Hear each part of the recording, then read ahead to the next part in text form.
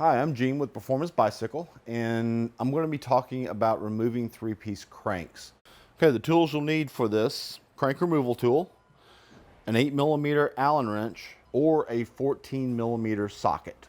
Now, the retaining bolts that I was talking about could be one like what's on this bike here, which has an 8mm Allen bolt, or it could be a bolt like this where you're going to need 14mm socket.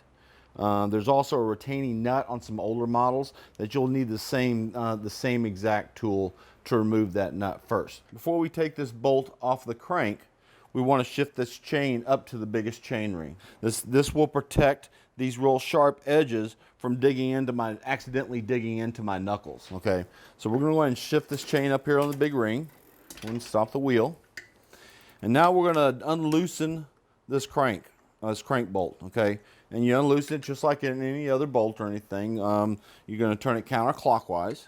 This thing's stuck pretty good, so I really don't have much leverage. What I'm doing is I'm holding here with the crank arm steady and trying to pull counterclockwise, and it won't move. So I'm going to bring it in a little bit closer, and I'm going to use my hand and the crank arm to leverage everything and pull the wrench over to the pedal. Okay, that gives me a little bit more power, and also it's a very safe procedure. I'm just going to loosen it up the rest of the way since I broke it loose. Now it's nice and easy, and it should come out real nice and easy the whole way. Once we have the crank bolt off, we need to know if this is a spline system or a square taper system, okay? And what I'm talking about the bottom bracket shell itself, okay? This is a square taper system like what this one is. This is a spline system. Now, you're going to notice right here, the hole in the spline system is much bigger than this hole right here on the square taper. So this is going to require the same tool, but an adapter if it was a spline system. It would fit right in the end of the bottom bracket itself, just like that. And this gives the bottom bracket tool a surface to push against. Now, sometimes you might find a crank arm that has a self-extracting bolt in it. Now, the self-extracting bolt, it has the same basic center bolt, but you can see this little outside ring around the bolt that has two little holes in it. Okay, this helps pull the crank arm off by using the crank bolt itself. Okay, so this is a neat little kind of gizmo that you might find on a crank arm that keeps you from having to use a crank arm removing tool. All right, since this crank set does not have a self-extracting bolt on it, we need to use a crank removing tool, and this is one of our Spin Doctor crank removing tools. Now, this piece has a couple different pieces that work on it. Okay, this outer piece right here rotates around an inner shaft, and this piece right here will thread into these threads on the crank arm itself. Okay, and then you also have this inside section right here that pushes against the bottom bracket, the end of the bottom bracket, and helps pull the crank arm off. Okay, so the first thing you have to do really is you need to prepare the tool. And what you need to do is take this outer section and unscrew it all the way out, so where the inner post is recessed back inside the tool. So we're going to unscrew it all the way out, and then we're going to screw this side into this crank. And it should thread in there fairly easy. There it goes. It's threading in there real nice, and you should be able to do it in by hand. Now, once it's completely threaded in, you got to make sure that this is all the way threaded into the crank arm. Otherwise, when you start extracting the crank, you can pull the threads out of the crank. You could damage the threads there. So make sure it's completely all the way in. You don't need any extra tools to tighten it down. Just get it all the way seated inside. And then you're going to move this handle. You're going to start rotating it clockwise. And it's going to be real easy at first because it's really not contacting anything. And then all of a sudden it's going to stop. Just like that. See, it stopped, and now it's up against the bottom bracket. Now we're going to hold on to the crank arm and keep rotating this tool, and be real careful because you can see how close my fingers are to the sprocket teeth. We're going to keep pushing, get a little bit more leverage down here, keep pushing, and keep rotating. It's tough, and then finally it's off, just like that. Okay, and then you remove your tool. That's how you remove a crank arm. And now you're ready to go to the other side. And the other side, on the non-drive side, it works the same exact way as the drive side.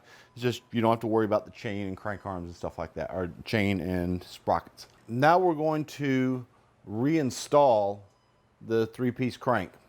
Now it depends on if you have a square taper bottom bracket or a spline bottom bracket on whether or not you need grease on this bottom bracket surface or this spindle surface right here.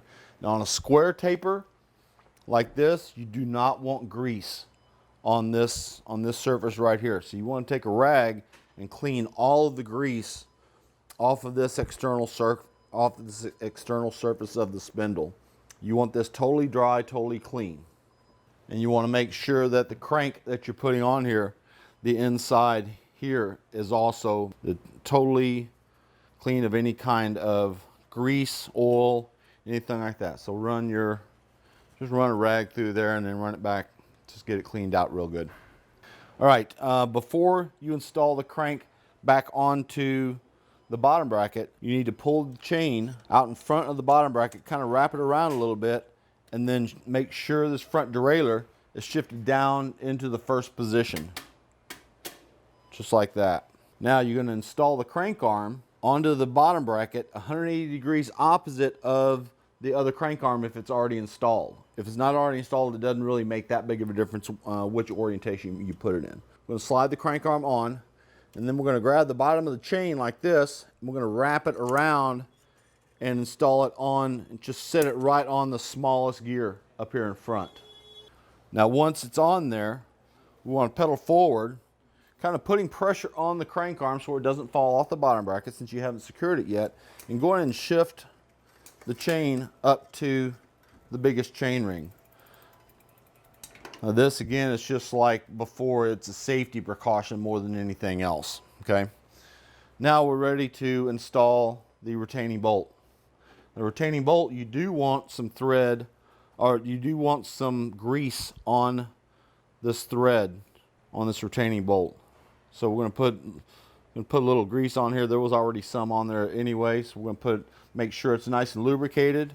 Use your 8mm Allen wrench, and you're going to start threading this retaining bolt into the bottom bracket, and it should go in real nice and easy.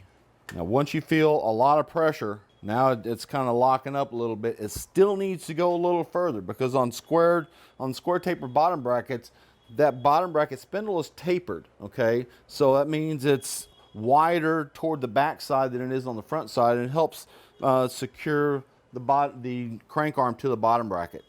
So what we're going to do, we're going to rotate this crank arm back just a little bit. I like putting it here about the 8 o'clock position or so.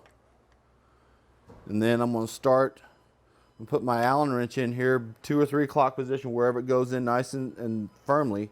And then I'm going to pull these two together. So I'm pulling the crank arm counterclockwise while I'm rotating the bolt clockwise.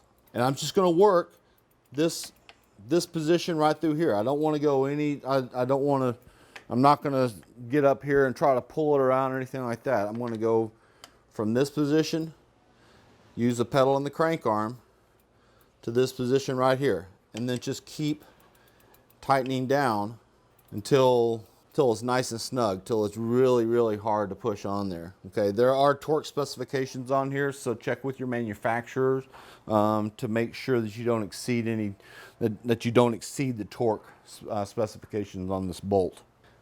And that's it. That's how you install a crank arm. Okay, it's important to note that if you have a splined bottom bracket system on your bike, that you need to make sure that you grease the splines on the bottom bracket before you install the crank. Now I've got the crank and bottom bracket off of the bike just for demonstration purposes, but you can see how I've kind of lightly greased the splines on the bottom bracket, and this would be inside the bike, of course, and I'm going to slide the crank arm onto the bottom bracket, and you'll rotate the crank a little bit until you feel the spline settle into the slots on the inside of the crank. And then it's safe to go on ahead and tighten down the crank arm to manufacturer's torque specifications. Okay, that's it for installing a 3-piece crank.